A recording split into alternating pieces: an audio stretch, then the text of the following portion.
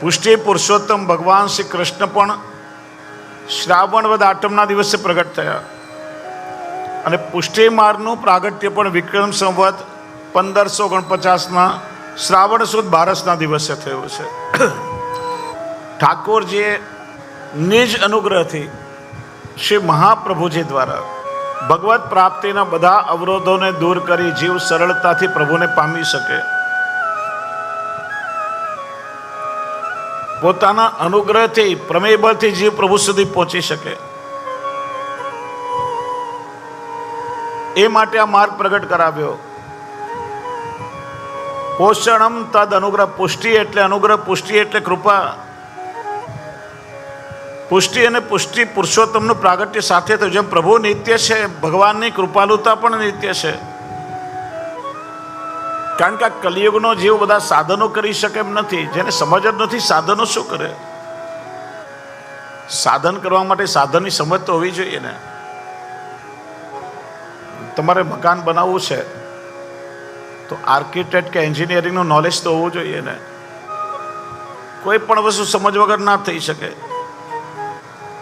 એટલા માટે કલિયુગમાં જે નથી વેદનું જ્ઞાન નથી રહેવું, શાસ્ત્રનું જ્ઞાન નથી, ભગવત પ્રાપ્તિના સાધનોનું જ્ઞાન, તો આ સાધનો દ્વારા જીવ પ્રભુ સુધી પહોંચી શકે સર્વથા અસંભવ છે. અને વસ્તુ શ્રી મહાપ્રભુજીએ બતાવી, આજે આપણે જેનો પ્રત્યક્ષ અનુભવ કરી રહ્યા છીએ. સર્વ માર્ગે સુનષ્ટેશુ કલૌ ચ ખલધર્મિણી. પ્રભુને પ્રાપ્ત કરવાના બધા માર્ગો નષ્ટ થયા છે. માર્ગ એટલે શું? મૃગ ધાતુ પરથી માર્ગ શબ્દ પડ્યો. મૃગ એટલે શોધવું, માર્ગ એટલે ભગવાનને શોધવાનો રસ્તો. એટલે પ્રાય સંપ્રદાયો સાથે માર્ગ શબ્દ જોડાયો. જ્ઞાન માર્ગ, યોગ માર્ગ, તપ માર્ગ, યજ્ઞ માર્ગ, શરણ માર્ગ, પ્રપત્તિ માર્ગ, પુષ્ટિ માર્ગ વગેરે. કે છે કોઈ સાધનોથી પ્રભુ મળે શક્ય નથી. કેમ કે દેશ, કાલ, કર્મ, મંત્ર, દ્રવ્ય કરતા આ છ સાધનો કલીના કલ્મશોથી ઘેરાયા, અશુદ્ધ થયા છે. કોઈ સાધનથી પ્રભુ મળે એ સંભવ નથી. કોઈ માર્ગ તમને ગેરંટી નહીં આપે કે આ માર્ગથી ચાલો તો 100% ભગવાન મળી જ જશે. એટલે કલિયુગમાં એકમાત્ર ઉપાય રહ્યો છે, કૃષ્ણ એવ ગતિર્મમ. એના ચરણ પકડી લો બસ. એ મળશે તો કેવલ એની કૃપાથી મળશે, કોઈ સાધનોથી નહીં મળે. અને ઇતિહાસ તમે જો, જેને જેને મળ્યા છે એ કૃપાથી મળ્યા છે, પ્રેમથી મળ્યા છે. કોઈને કોઈ સાધનોથી મળ્યા નથી પ્રભુ. તો ભગવાનની જેમ ભગવાનની કૃપાલુતા નિત્ય છે. વાસ્તવમાં ભગવાન અવતાર ધારણ કરે છે ભક્તો પર અનુગ્રહ કરવા માટે. પરંતુ એ પ્રભુની કૃપા એક માર્ગના રૂપમાં, સંપ્રદાયના રૂપમાં, એક વિશેષ પ્રણાલિકાના રૂપમાં પુષ્ટિ માર્ગનું પ્રાગટ્ય થયું તે કહી શકાય. શ્રાવણસ્યા મલે પક્ષે એકાદશ્યા મહનિશી. શ્રાવણ મહિનાની શુક્લ પક્ષની મધ્યરાત્રિએ એ શરણ માર્ગનો ઉપદેશ દેવા માટે ભગવાન શ્રી કૃષ્ણ ગોકુલ ચંદ્રમાજી સ્વરૂપે પોતે પ્રગટ થયા છે. એકાદશીને આપણે બધા જ પવિત્ર એકાદશી તરીકે ઓળખીએ છીએ. એટલા માટે કે પ્રભુએ, મહાપ્રભુને પુષ્ટિ જીવોનો અંગીકાર કરવા માટે ઉપાય બતાવ્યો કે આ પ્રકારે જીવને તમે મારા સુધી પહોંચાડી શકો. એ પુષ્ટિ માર્ગનો વિચાર પછી કરશું, પહેલા પુષ્ટિનો વિચાર કરીએ. કેમ કે પુષ્ટિને સમજશો તો પુષ્ટિ માર્ગ સમજાશે. જેમ ભગવાન શ્રી રામચંદ્રજી મર્યાદા પુરુષોત્તમ છે, એમ ભગવાન શ્રી કૃષ્ણ પુષ્ટિ પુરુષોત્તમ છે. મર્યાદા પુરુષોત્તમ કૃપા કરે, પણ એ કૃપા મર્યાદાનો વિચાર કરીને કરે.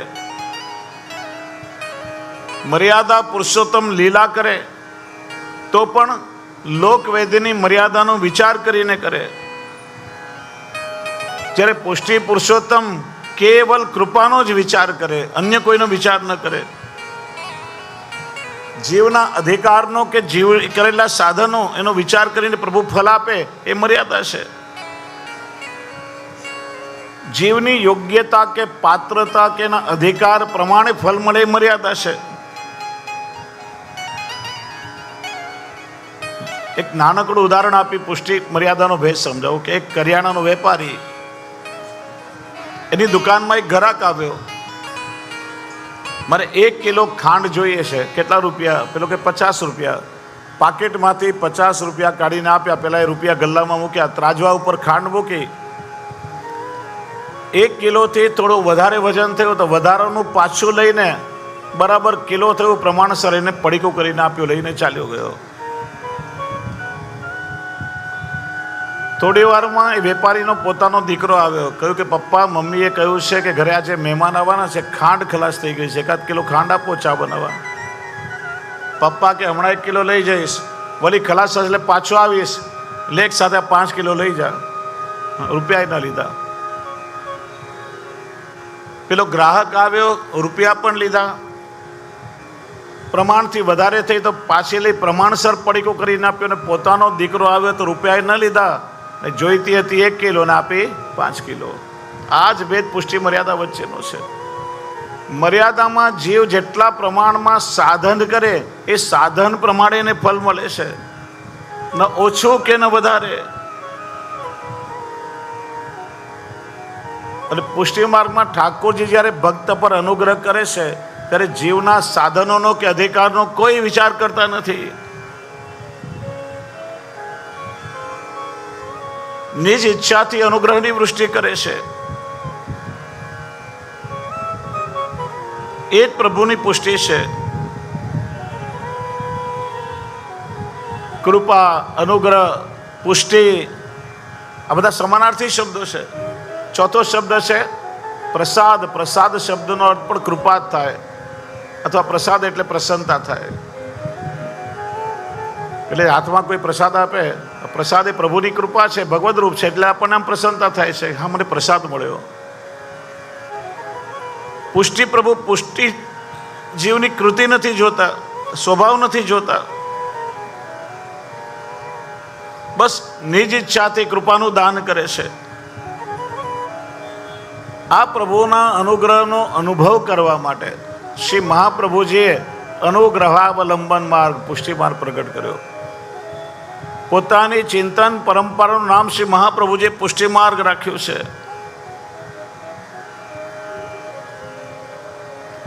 પરમ કૃપાલુ પ્રભુની જગત પર કેવી રીતે કૃપા થાય?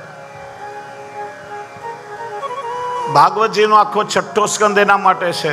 પોષણ લીલા, અનુગ્રહ લીલા. પોષણમ તદ અનુગ્રહ.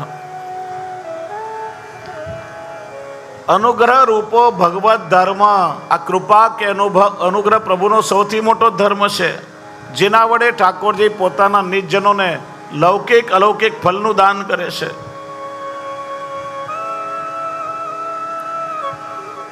કૃપા શબ્દનો વારંવાર આપણે પ્રયોગ કરીએ છીએ. મારા પર પ્રભુની કૃપા થાય, મારા પર કૃપા ક્યારે થશે? કૃપા સમજવી કોને? જે જેવા પ્રકારનો ભક્ત છે એના માટે કૃપાની વ્યાખ્યા તેવી થશે. ભાગવતજીમાં 4 પ્રકારના ભક્ત બતાવ્યા: આર્તૌ, જિજ્ઞાસુ, અર્થાર્થી અને જ્ઞાની. આર્ત ભક્ત છે, દુઃખી ભક્ત છે. એ પોતાનું દુઃખ દૂર કરવા માટે પ્રભુને વારંવાર પ્રાર્થના કરે છે. હવે એ સમયે ઠાકોરજી માનો વેણુ વાદન કરતા કરતા એની સામે નૃત્ય કરે તો પેલો રાજી થાય કે ચીડાય? એક તો પહેલાથી દુઃખી છું ને પાછા મને ચીડાવો છો. એ આર્ત ભક્ત માટે તો એનો દુઃખ દૂર થાય એના માટે કૃપા છે. અર્થાર્થી એટલે કોઈ વસ્તુની કામના કરતો હોય, એના માટે એની ઈચ્છિત વસ્તુ મળી જાય એ કૃપા છે. જ્ઞાની ભક્ત માટે, જિજ્ઞાસુ ભક્ત માટે ભગવાનનું જ્ઞાન એ કૃપા છે, અને જ્ઞાની ભક્ત માટે ભગવાન મળી જાય એ કૃપા છે.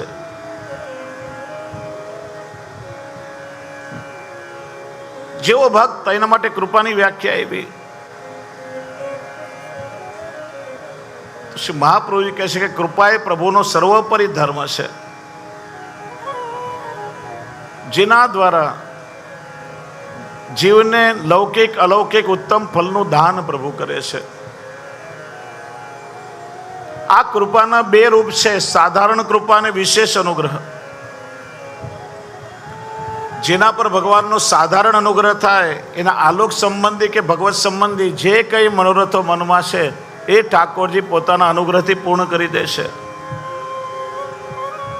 પ્રભુએ વિચાર્યું અને જીવનું કાર્ય થઈ ગયું. ઠાકોરજીને માં કોઈ પરિશ્રમ કરવો પડતો નથી, કેવલ અનુગ્રહથી પૂર્ણ થઈ જાય બધા મનોરથ. પણ જેના પર ઠાકોરજીની વિશેષ કૃપા થાય એને ઠાકોરજી ફલમાં શું આપે કે વિશેષ અનુગ્રહસ્તુ વિરલજન વિષયો ભગવદ રૂપાત્મક ફલ સાધક. પ્રભુની વિશેષ કૃપા જેના પર થાય એને ફલ સ્વરૂપે ઠાકોરજી બીજું કંઈ નથી આપતા. વિશેષ અનુગ્રહમાં તો ઠાકોરજીનું સ્વરૂપ જ ફલરૂપ છે. ઠાકોરજી પોતે જેના બની જાય છે અને બીજી કોઈ વસ્તુની આવશ્યકતા નથી. પ્રભુના વિશેષ અનુગ્રહ દુર્લભ નહીં, અતિ દુર્લભ છે. દરેક જીવોને, સામાન્ય જીવના વિશેષ અનુગ્રહનો અનુભવ ન થાય. આ વિરલજન વિષય છે. કેવલ પ્રભુના જે અત્યંત પ્રીતિપાત્ર જીવો છે, ઠાકોરજી જેને અત્યંત રીતે પોતાના માને છે, એના પર પ્રભુની આ વિશેષ કૃપા થાય છે, એને પ્રભુ મળે છે. અને પુષ્ટિ માર્ગમાં તો આ વિશેષ કૃપાને જ આપણે કૃપા માનીએ છીએ. આ બંને વસ્તુને સમજીએ.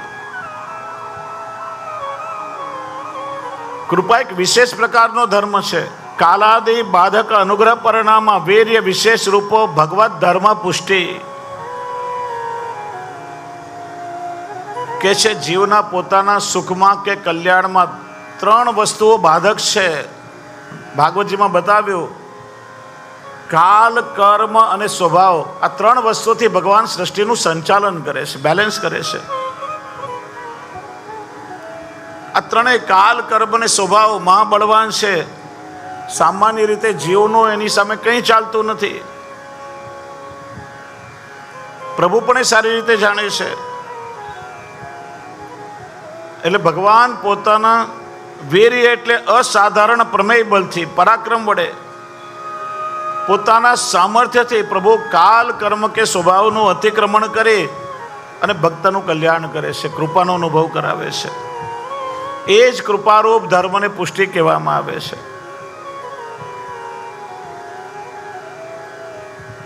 છઠ્ઠા સ્કંદમાં એનું વર્ણન છે. કૃપા પાત્ર જીવોને સ્વકાર્ય સિદ્ધિમાં કાલ, કર્મ કે સ્વભાવ બાધક હોય તો પ્રભુ પોતેને દૂર કરી દેશે.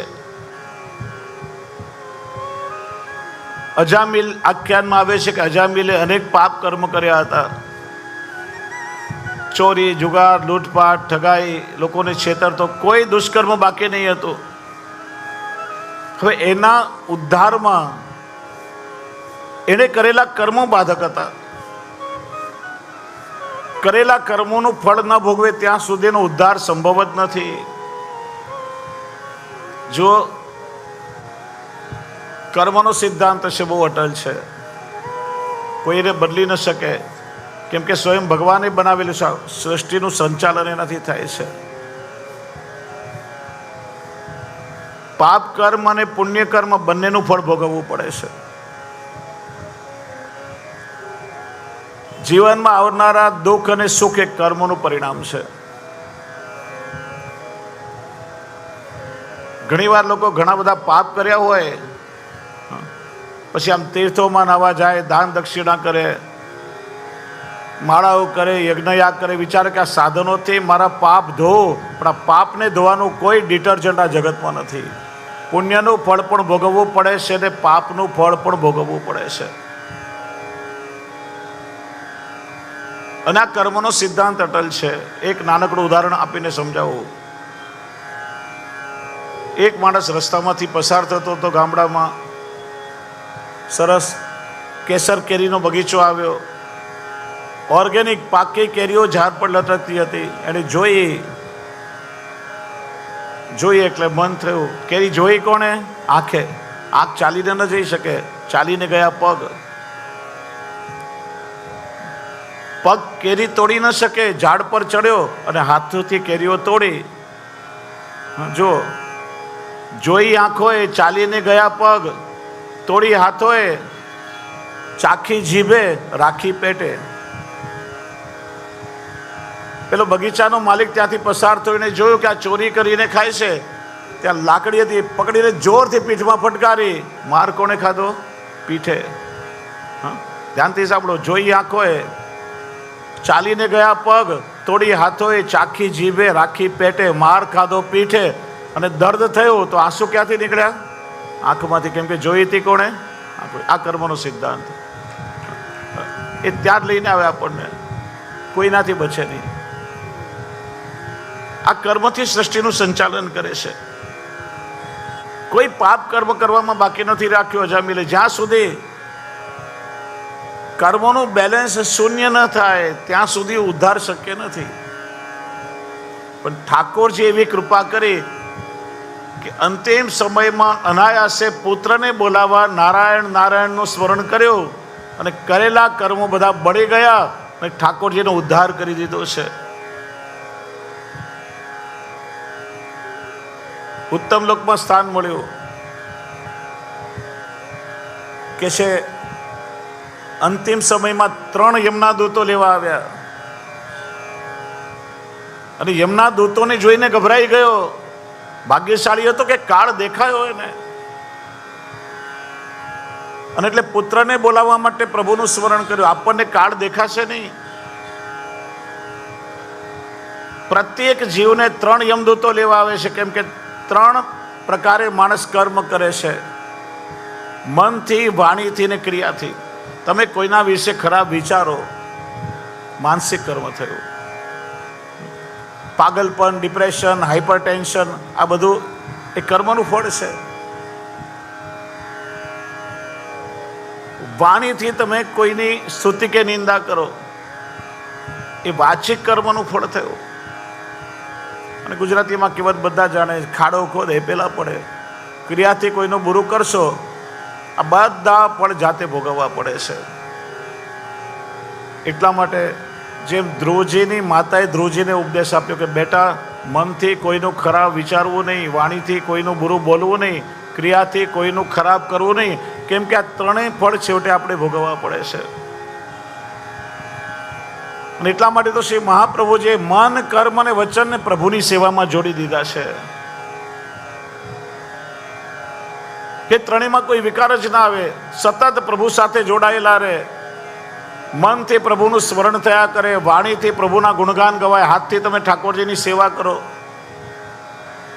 બધા જ લૌકિક કર્મોથી જીવ બચી શકે. પ્રભુની કૃપા થાય પછી કોઈ કર્મ નડતા નથી. 2 વસ્તુ છે, વૈષ્ણવ ધ્યાનથી સાંભળો. એક તો પ્રભુની કૃપા થાય તો કર્મના બંધન કપાય, અને બીજો કે કોઈ તમારી નિંદા જ્યારે કરે છે ત્યારે તમારા કર્મના ફળ કપાય છે અને એ વ્યક્તિને ભોગવવા પડે છે. સંત સાહિત્યમાં કહેવાયું, નિંદક ધોબી સમાન, સાધો નિંદક ધોબી સમાન. જે તમારી નિંદા કરે છે એ તમારા કર્મને ધોવે છે. એટલે તો શિક્ષાપત્રમાં શ્રી હરિરાયજી સમજાવે, યદિ કોઈ તમારી નિંદા કરે છે, દુઃખી ન થાઓ, એનો ઉપકાર માનો. પ્રભુએ મારા પર બહુ કૃપા કરી. આમ તો મારા કર્મના બંધન ધોવાનું કોઈ સાધન નથી, પણ ઠાકોરજીએ મને મફતમાં ધોબીની વ્યવસ્થા કરી આપી છે. જે મારા કર્મ ધોઈ રહ્યો છે ને બિચારો પોતાના પર લઈ રહ્યો છે.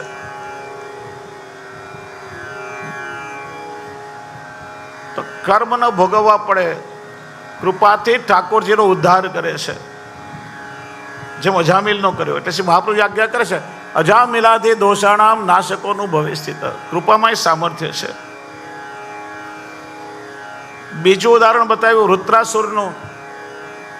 વૃત્રાસુર અસુર જાતિમાં જન્મ્યો છે, આસુરી છે. એના ઉદ્ધારમાં એનો સ્વભાવ બાધક છે. જ્યાં સુધી એનો સ્વભાવ ભગવદીય ન થાય, દૈવી ન થાય, ત્યાં સુધીનો ઉદ્ધાર શક્ય જ નથી. પણ ઇન્દ્રના કઠોર વજ્રમાં કોમળ પ્રભુના દર્શન થયા. પ્રભુના શરણમાં આવ્યો, શરણાગતિ સ્વીકારી. અહમ હરે તવ પાદૈક બોલ દાસાનું દાસો ભવિતાસ્મી બોલ. હે પ્રભુ, મને આપનો દાસાનું દાસ બનાવો. અરે આપનો દાસ બનાવશો તો સમર્થનો દાસ શું કદાચ અહંકાર આવી જશે. મને આપના દાસના દાસનો દાસ બનાવો. આપને છોડી મારે બ્રહ્મપદ, ઇન્દ્રપદ, સ્વર્ગ, રસાતલનું રાજ્ય, આ પૃથ્વીનો ભય કાંઈ નથી જોઈતું મારે. મને આપના ચરણોની અનન્ય ભક્તિ આપો. ઠાકોરજીએ એની આત્મજ્યોતિ પોતાની અંદર સમાવી લીધી. ઇન્દ્ર મારે પહેલા તો પ્રભુમાં એનો લય થયો છે, નહીં તો સ્વભાવ દૈવી ન થાય એનો ઉદ્ધાર સંભવ નથી. ત્રીજું ઉદાહરણ દિતિપુત્ર મરુતોનું છે. એમને કાલ, કર્મ, સ્વભાવ ત્રણેય બાધક હતા અને છતાંય ઠાકોરજી એમની રક્ષા કરી. આ એમ સૂચવે છે કે ઠાકોરજીની કૃપા ઉપર કોઈ એક પ્રકારના જીવનો અધિકાર નથી. પ્રભુ વિચારે જો ઠાકોરજીને કૃપા કરવી હશે તો એ જીવ ચાહે મનુષ્ય હોય, અસુર હોય, દેવ હોય, પશુ હોય, પક્ષી હોય, કોઈ બી યોનિનો જીવ હોય, ઠાકોરજી વિચારે એના પર પ્રભુ કૃપા કરે છે. ભગવાનની કૃપા કોઈ ભેદ, ગુણ, દોષ, પાત્રતા કશું જોતી નથી.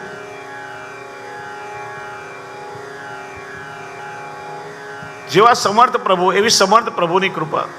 જો પ્રભુને કૃપા કરવી હોય તો પ્રતિબંધ તનારા નિયમોને તોડીને, મર્યાદા તોડીને પણ પ્રભુ કૃપાનો અનુભવ કરાવે છે. ભગવતા ચેત કામના પૂર્યતે તદા મર્યાદામ ઉલ્લંઘ્ય અપી પૂર્યતે. જો ભગવાનની કૃપા કરવી હોય તો પ્રભુને કોઈ મર્યાદા કે પ્રતિબંધ નડતા નથી. એ જ પ્રભુની કૃપાની વિશેષતા છે.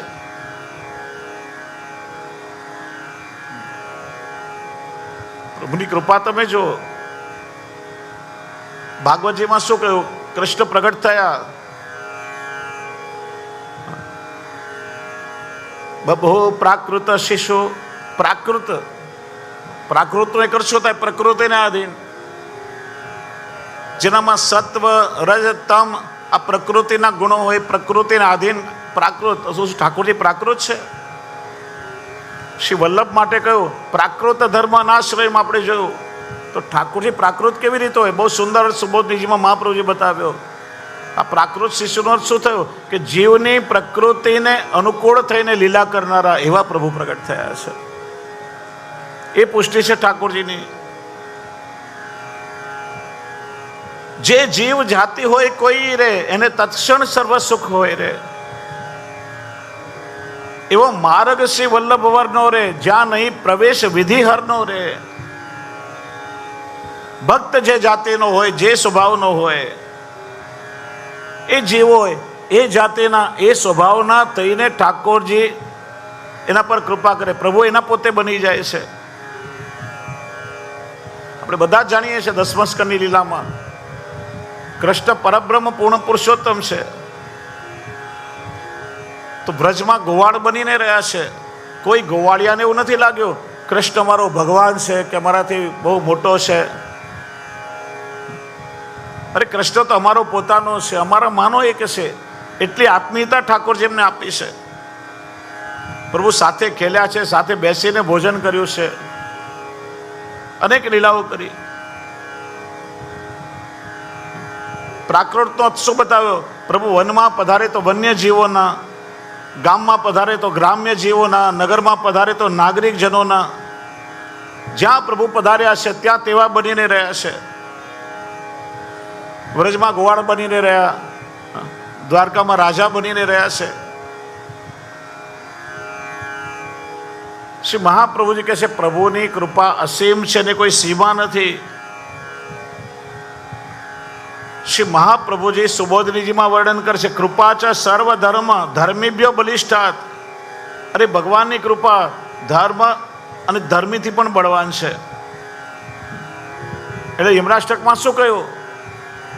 કૃપા જલધિ સંશ્રિતે. જલધિ એટલે સાગર. ઠાકોરજી એ તો કૃપાના સાગર છે. સાગરમાં ભરતી ઓટ ના આવે એમ પ્રભુની કૃપા અસીમ છે. નદીમાં ક્યારેક પૂર આવે, નદી ક્યારેક સુકાય, ક્યારેક પાણી ઓછું થાય. સમુદ્રમાં ક્યારેક પાણી ઓછું ન થાય. નદી ક્યારેક કિનારા તોડીને બહાર નીકળી જાય પૂર આવે ત્યારે. સમુદ્ર ક્યારે એની મર્યાદા ન તોડે, સુકાય નહીં. એમ પ્રભુ કૃપાના સાગર છે.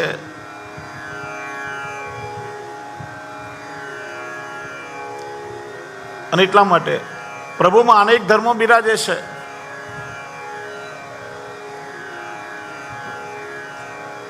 બધા અવતારમાં બધા ધર્મો એક સાથે પ્રગટ નથી.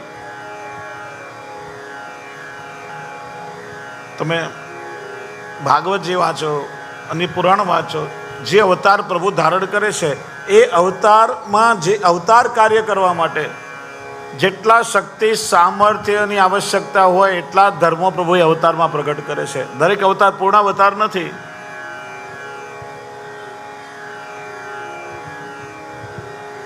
કોઈમાં જ્ઞાન વૈરાગ્ય, કોઈમાં ઐશ્વર્ય જ્ઞાન વૈરાગ્ય. રામાવતાર 5 ધર્મો સાથે, કેવલ કૃષ્ણાવતારમાં 6 ધર્મ 12 શક્તિ ને 64 કલા, એટલે સંપૂર્ણ સામર્થ્ય સાથે પરિપૂર્ણ અવતાર પ્રભુનો થયો છે.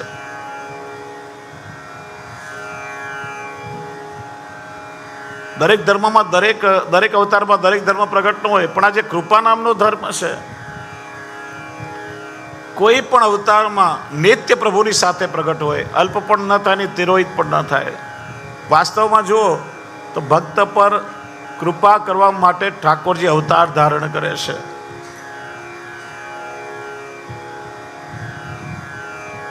કેટલીક પ્રભુની લીલાઓ છે. ઘણી લીલા તમે જુઓ.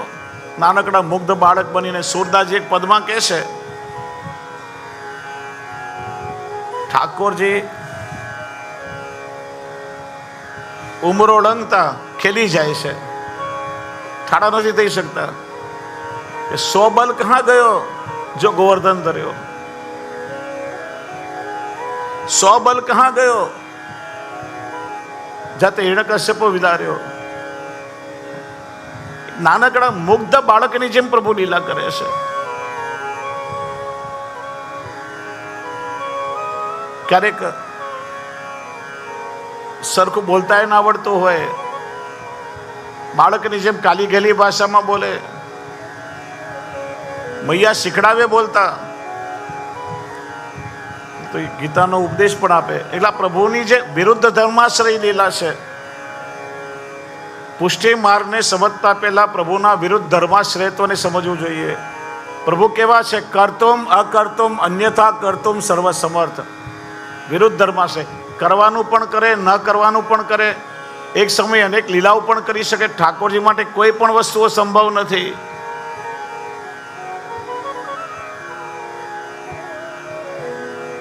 એટલા માટે કહેવાય સર્વ સમર્થ. પ્રભુનું સામર્થ્ય અસીમ છે.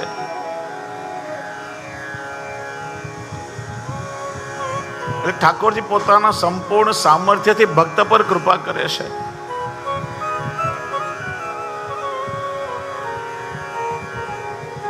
તો એ રીતે અસાધારણ અનુગ્રહ પર થોડો વિચાર આપણે કરીએ. જીવના ધર્મ, અર્થ, કામ, મોક્ષ પ્રભુ પોતાના કૃપાથી સિદ્ધ કરે છે. ભગવત પ્રાપ્તિમાં જે કંઈ પ્રતિબંધો હોય, જીવને કોઈ પુરુષાર્થ ન કરવો પડે, ઠાકોરજી પોતાની કૃપા વડે દૂર કરી દે. પ્રભુની કૃપા સક્રિય બની જાય.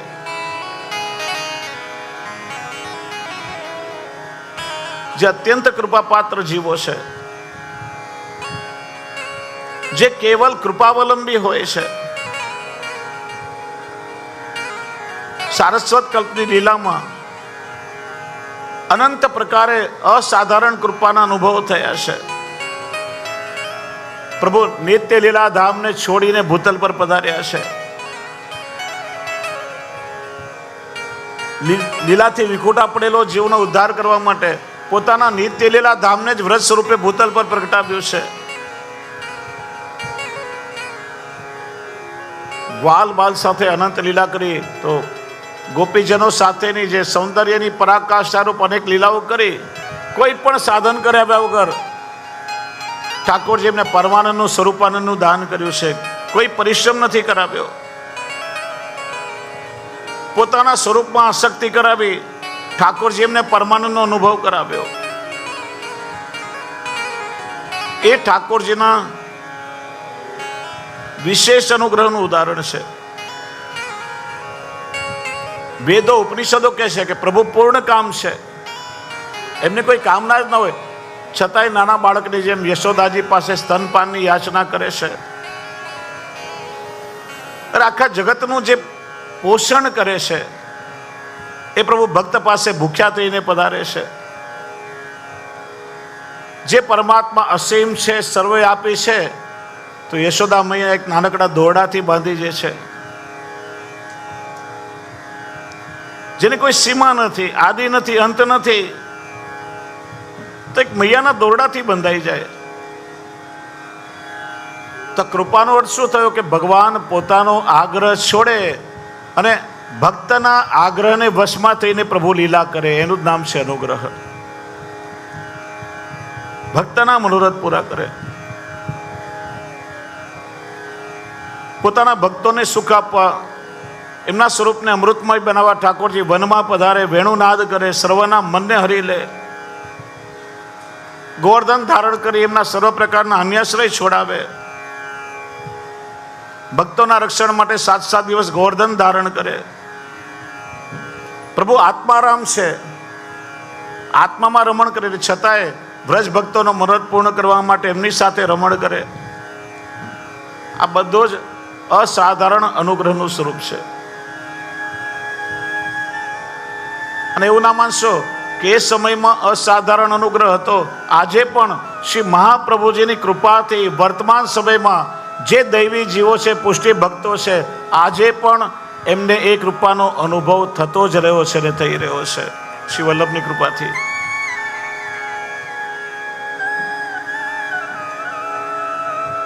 તો એ પ્રભુની કૃપાલુતા છે. એટલા માટે અનુગ્રહશીલ પ્રભુ, પ્રેમ વિવશ પ્રભુ આજે પણ શ્રી વલ્લભની કહાનીથી એ વૈષ્ણવના ઘરમાં બિરાજે છે. બે ભાઈ બેના એક નાનકડા કબાટમાં તમે ઠાકોરજીને પધરાવો, પ્રભુ ગૌલોક ધામ માનીને માં બિરાજે છે, વ્રજ માનીને લીલા કરી અનુભવ જતાવે છે. 2 ટોક મિશ્રીના રોગ આવો તો 56 ભોગ માનીને ઠાકોરજી ભાવથી ને રોગ છે. અરે પદ્મનાભદાસજીએ ખાલી ભાવથી છોલા ધર્યા, એમની પાસે કોઈ સાધન નથી, અને પછી એ પ્રસાદ વૈષ્ણવને લેવડાવ્યો તો એ છોલામાં 56 ભોગની એક સામગ્રીનો સ્વાદ મળ્યો છે. રૂખી સુખી સામગ્રી ભક્ત રોગ આવે, પ્રભુ પ્રસન્ન થાય, માગીને રોગે. તમારા ઘરમાં પરિશ્રમ છે કે પ્રસન્નતા ઠાકોરજી તમને જતાવે. સુરદાસજીની ભાષામાં કહીએ, રાય જીતની સેવા કો ફલ દે તે બેરું સમાન. આપણે સેવા શું કરીએ? અનંત વ્રજભક્તો જ્યાં પ્રતિક્ષણ એમની મરજી સાચવવા તત્પર રહેતા હોય, આપણે તો ખાલી હાથ પવિત્ર કરીએ છીએ, કાલાવાલા કરીએ છીએ. કે છે ને કે ભક્ત અને ભગવાન વચ્ચેનો જે સ્નેહ છે એટલો ચરમસીમા પર હોય કે ભગવાન પોતે ભક્તને આધીન બની જાય છે. પરાધીને તો મર્યાદા સ્વાધીના પુષ્ટિ નોચ્યતે. મર્યાદામાં ભક્ત ભગવાનને આધીન છે, જ્યારે પુષ્ટિમાં ભગવાન ભક્તને આધીન બની જાય છે. શ્રી મહાપ્રભુજી સુબોધનીજીમાં આજ્ઞા કરે છે, ભક્તમ દ્રષ્ટવા ભગવદ અનુગ્રહસ્ય તરંગા ઉદ્ગચ્છન્તિ. જેમ સમુદ્રના કિનારે આપણે ઉભા રહીને સમુદ્રમાં તરંગો ઉછળવા લાગે, એમ ઠાકોરજી જ્યારે પોતાના આવા ભક્તોને જોએ તો પ્રભુના અંદર રહેલા એ કૃપા સાગરની તરંગો ઉછળવા લાગે. મારા ભક્ત પર શું કૃપા કરું, કઈ કૃપા કરું, કઈ રીતે એને સુખ આપું, કઈ રીતે એના મનોરથો પૂર્ણ કરું.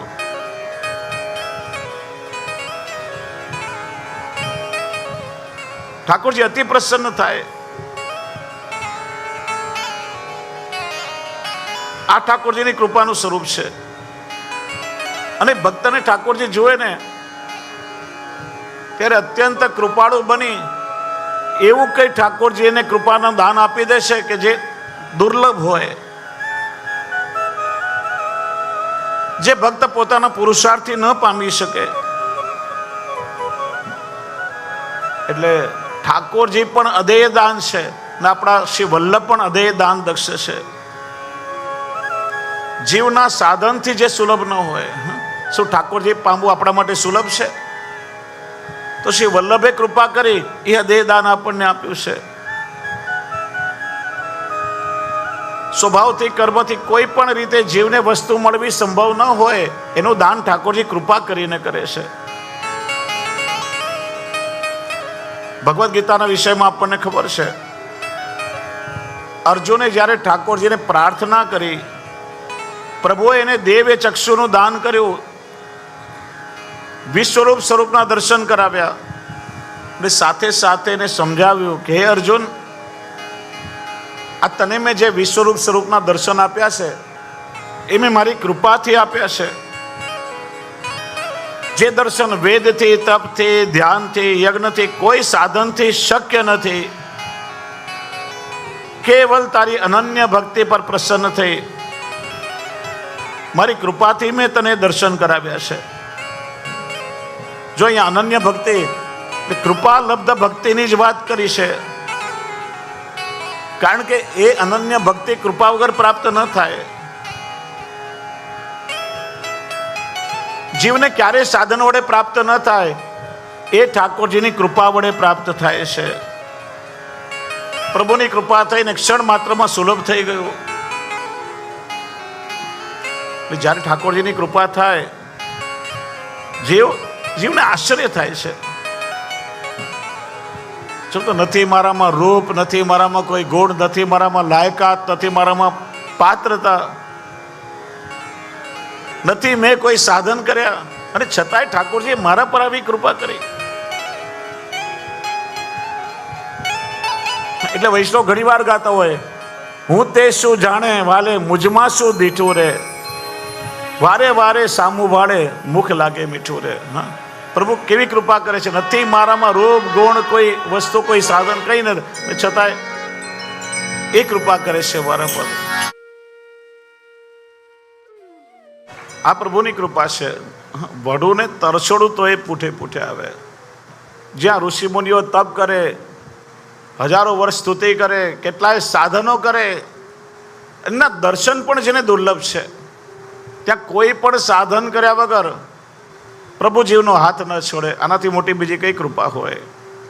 એ કૃપાનો અનુભવ કરવા માટે શ્રી મહાપ્રભુજીએ આ અનુગ્રહાવલંબન પુષ્ટિ માર્ગ પ્રગટ કર્યો. જીવ નિસ્સાધન બની જાય ત્યારે એનો કૃપાનો અનુભવ થાય છે.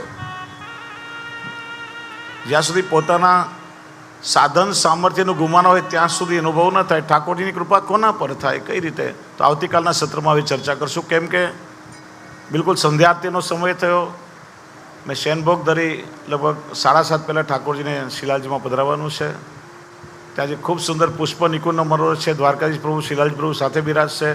12 તારીખે અહીંયા વિવાહ ખેલનો મનોરથ છે, શિલાજી પ્રભુ પધારશે. 14 તારીખે બડો મનોરથ છે, એમાંય શિલાજી પ્રભુ સાથે અહીંયા બિરાજશે. 15 તારીખે અધિક મહિનાનો છેલ્લો દિવસ ખૂબ સુંદર દીપદાન અટડીનો મનોરથ થશે. 16 તારીખે મારો જન્મદિવસ છે, અને નિમિત્તે ફરી વલ્લભ પુષ્ટિ પરિવાર દ્વારા શ્રીનાથજી ચરિત્રના સત્સંગનો પ્રારંભ થશે. દરેક વૈષ્ણવનો લાભ લેશો. બોલીએ શ્રી વલ્લભાધીશ. આજના સત્રને વિરામ આપી આરતી માટે જલ્દી આવી જશો. બિલકુલ દર્શનની તૈયારી છે.